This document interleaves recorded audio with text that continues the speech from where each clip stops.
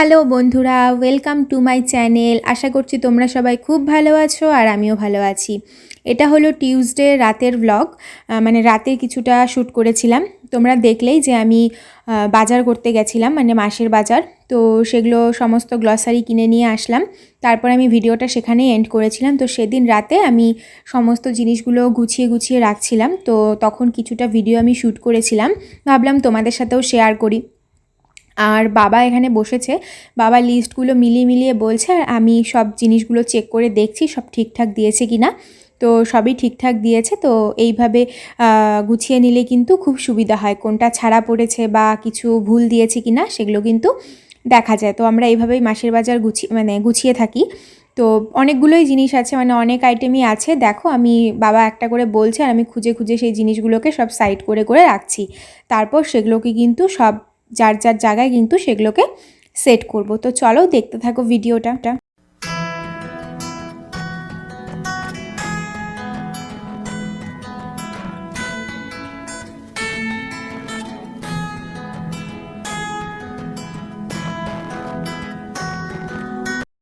এই সময় রাত 11:30 11:45 মতন বাজে।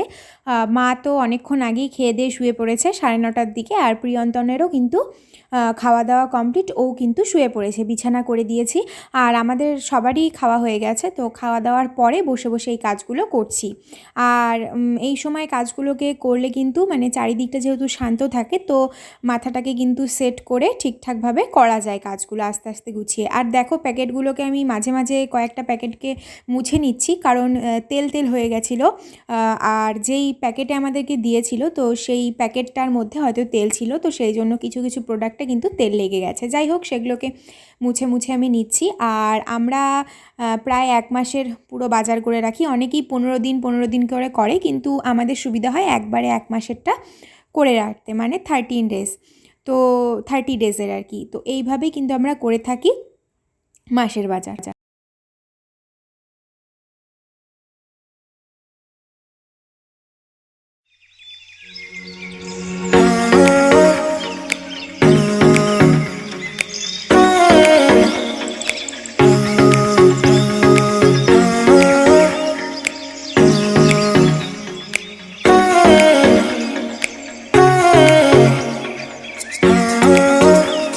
হ্যালো বন্ধুরা, গুড মর্নিং। তোমরা সবাই কেমন আছো? আশা করছি তোমরা সবাই খুব ভালো আছো আর আমিও ভালো আছি। তো বিগত 2 দিন মাঝখানে আমি গ্যাপ দিয়েছিলাম, কোনো ভিডিও আপলোড করিনি। 2 দিন আমি ছুটি নিয়েছিলাম, এই কাজ থেকে ছুটি নিয়েছিলাম, নিজের মতন একটু সময় কাটিয়েছি। আর আজকে থেকে, মানে আজকে হলো সানডে, তো আজকে থেকে আমি আমার কাজে আবার ফিরে আসছি। তো আজকে থেকে তোমরা আবার রেগুলার ভিডিও পাবে। আর তোমাদের লাস্ট আমি বৃহস্পতিবারের ভিডিওটা, রাত্রের ভিডিওটা তোমরা দেখলে এতক্ষণ। তো আমি বৃহস্পতিবার যে বাজারে মার্কেটে গেছিলাম, সেখানে আমি ভিডিওটা এন্ড করেছিলাম। তারপর বাড়িতে এসে সব জিনিসগুলো তুলেছি, তো সেটার কিছুটা ক্লিপ আমি তুলে রেখেছিলাম, তো সেটাই তোমাদের সাথে শেয়ার করলাম। আর আজকে হলো সানডে, আর এখন বাজে সকাল 9টার মতন। আর আমি প্রতিদিনের তুলনায় আজকে একটু তাড়াতাড়ি ঘুম থেকে উঠেছি, কারণ একটা বড় কাজ আজকে মানে হচ্ছে আর কি। তো পুরোটা যখন কমপ্লিট হয়ে যাবে তখনই তোমাদের সাথে আমি শেয়ার করব যে কী বড় কাজ, কী বৃত্তান্ত বলতে পারো। মানে একটা স্বপ্ন পূরণ মানে হবে, আশা করছি। যদি ভগবানের সহায় থাকে, ভগবানের কৃপা থাকে, তো অবশ্যই হবে। তো যখন হবে তো তখন অবশ্যই তোমাদের সাথে শেয়ার করব। তো সেই জন্য সকাল সকাল প্রিয়ন্তনকে আজকে বেরিয়ে যেতে হয়েছে, সকালবেলা বেরিয়ে চলে গেছে। আর আমাকেও 8টার মধ্যে উঠতে হয়েছে। তো উঠে আমি ফার্স্ট অফ অল ঘরটা আগে ঝাড় দিয়ে দিয়েছি, বাসি ঘরটা দিয়ে, তারপর ওকে ব্রেকফাস্ট বানিয়ে দিয়ে তারপর কিন্তু আমি বাকি কাজগুলো করেছি। তো ওর এত তাড়াহুড়ো ছিল, সমস্ত ব্রেকফাস্ট ফিনিশ করিনি, অল্প একটু খেয়েছে, বাকিটা ওরকমই পড়ে আছে। যাই হোক, সেটা পরে আমি খেয়ে নেব, কোনো ব্যাপার না। আর এই হচ্ছে আজকের আপডেট। আর তোমরা ওয়েদার দেখবে আজকে, মানে বিগত 4-5 দিনের বেশি হবে হয়তো, মানে রেগুলার বৃষ্টি হয়ে যাচ্ছে এখানে।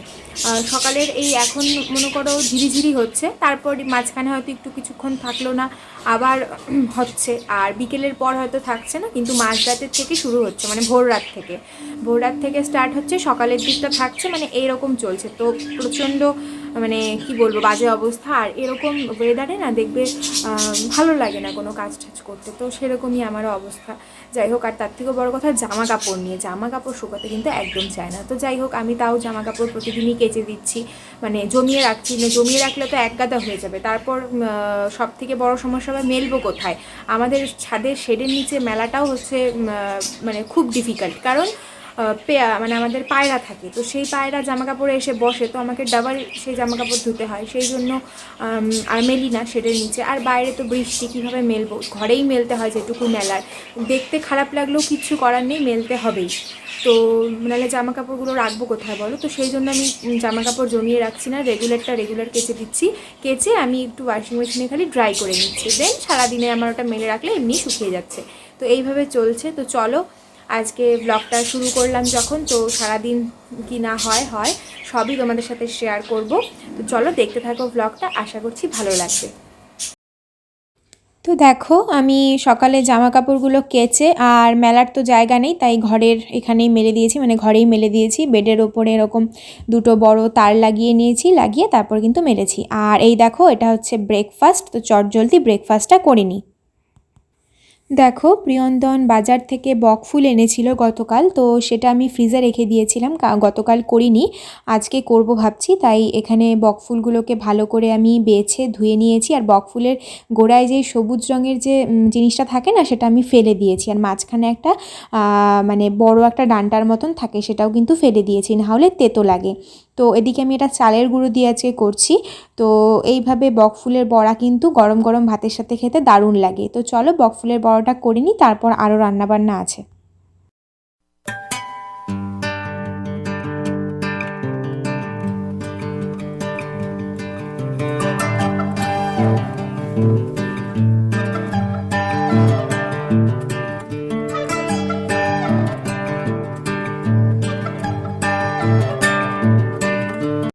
বকফুলের বড়াগুলো খুব ফুটছিল, কারণ বকফুলটার মধ্যে একটু জল রয়ে গেছিলো, সেই জন্য আমি সরে সরে যাচ্ছিলাম।